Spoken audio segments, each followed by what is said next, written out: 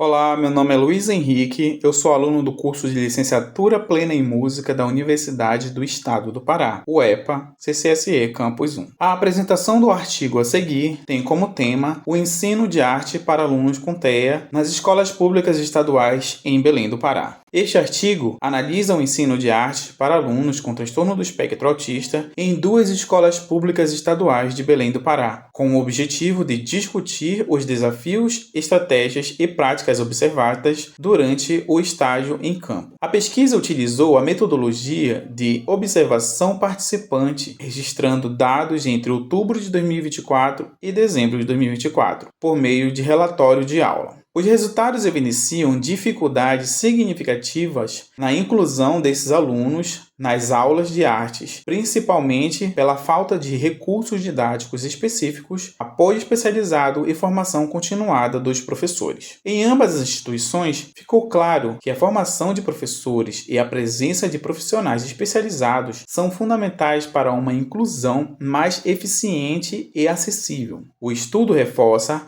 a necessidade urgente de políticas públicas mais estruturadas, com investimentos em capacitação e recursos, para garantir um ensino de artes verdadeiramente inclusivo para os alunos com TEA. Agora, nós iremos falar um pouco sobre as definições e características dessas crianças com transtorno do espectro autista. Segundo Martins, 2022, o transtorno do espectro autista é considerado um distúrbio caracterizado pelas alterações das funções do neurodesenvolvimento da criança. Nele, a criança encontra dificuldades na sua comunicação social, como conversar com parentes dentro de casa, colegas de classe e até mesmo outros adultos, e mantém interesse limitado e estereotipado, como se isolarem e o hiperfoco em objetos de movimentos repetitivos, ou até mesmo em outros objetos, como brinquedos e outros objetos em sala de aula. Isso significa que é uma alteração que ocorre dentro do cérebro, no qual as conexões entre os neurônios se dão de uma forma diferente. A criança tem dificuldade em interagir com as outras de uma maneira típica, ficando evidente também por outros distúrbios que interferem na comunicação e sociabilidade. Entretanto, o TEA pode vir acompanhado de outros distúrbios como depressão, epilepsia e hiperatividade. Apresenta-se em graus variados, desde os mais severos, em que a pessoa não fala, não olha, não mostra interesse algum no outro, até os mais leves, chamados de autofuncionamento. Falam, são capazes de acompanhar estudo normalmente, desenvolver-se em uma profissão, criar vínculos com outras pessoas. Oliveira, 2020.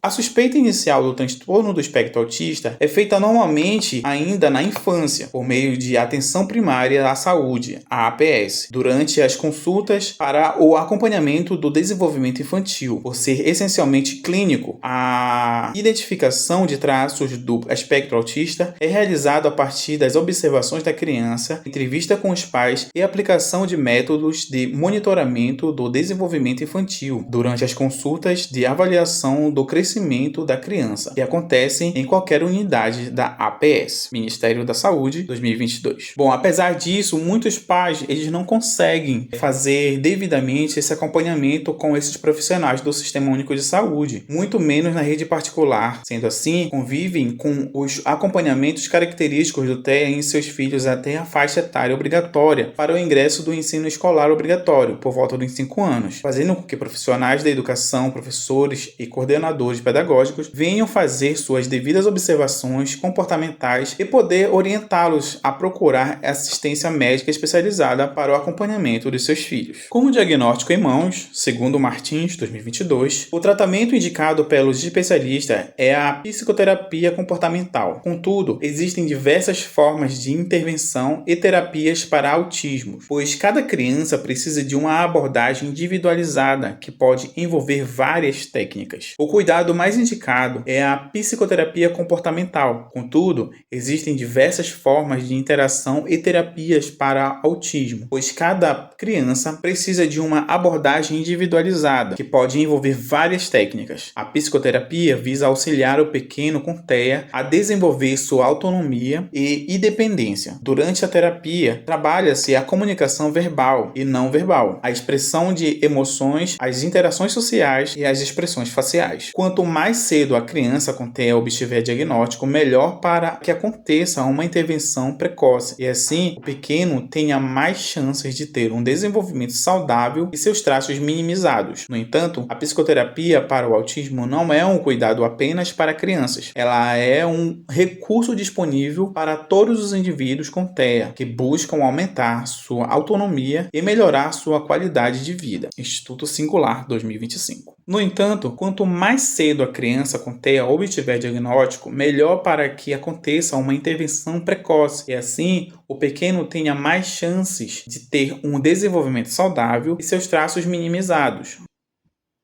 Meu nome é Felipe e eu vou falar sobre a observação nas escolas 1 e 2, sob um olhar pedagógico musical a respeito do ensino inclusivo na rede de ensino regular. Essas duas escolas foram vivenciadas por nós, autores do artigo, durante a disciplina Estágio Supervisionado 2. Na primeira escola, as aulas de artes eram ministradas por um professor com formação em música. Essas aulas aconteciam no ambiente de sala de aula regular, mas sem materiais específicos para as artes, e por isso era usado o livro didático, que abordava superficialmente as diferentes linguagens artísticas. A principal atividade observada durante o processo foi um ensaio para a apresentação de Natal, que aconteceu no último dia de aula do ano, onde a música era ensinada por imitação, sem uso de partituras ou conceitos teóricos. Além disso, as metodologias não eram adaptadas para os alunos com transtorno do espectro autista. Esses estudantes frequentemente eram isolados da turma e não recebiam esse apoio adequado. A falta de preparo do professor para lidar com esses alunos ficou evidente a resposta do próprio professor ao ser perguntado, que dizia não saber como lidar com esses alunos especiais e, por isso, preferia não mexer com eles. Já na segunda escola, a observação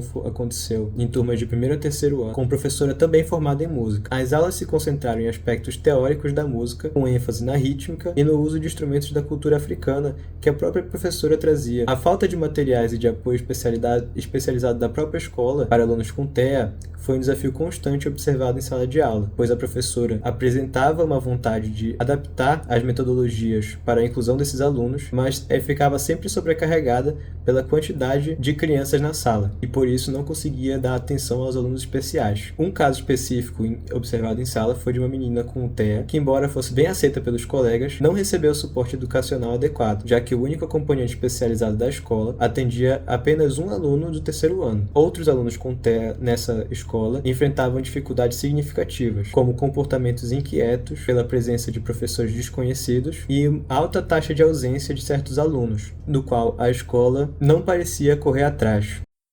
Olá, eu sou Adson Bahia.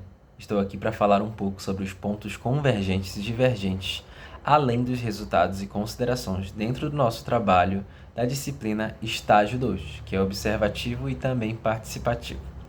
Nos pontos convergentes e divergentes, podemos observar como semelhança entre as duas escolas e as experiências vividas, os resultados que foram obtidos no âmbito inclusão, onde as duas escolas apontaram resultados insuficientes e não conseguiram alcançar aquilo que é previsto em lei e também desejado pelos educadores e por toda a comunidade educativa.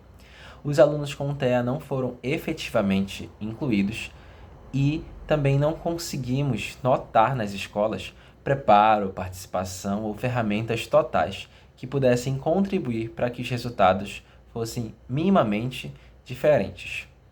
Dentro dos pontos divergentes, observamos que a escola 1 teve um professor com métodos tradicionais e que, por talvez falta de formação, falta de informação, não conseguia incluir os alunos e também demonstrava não tentar tanto.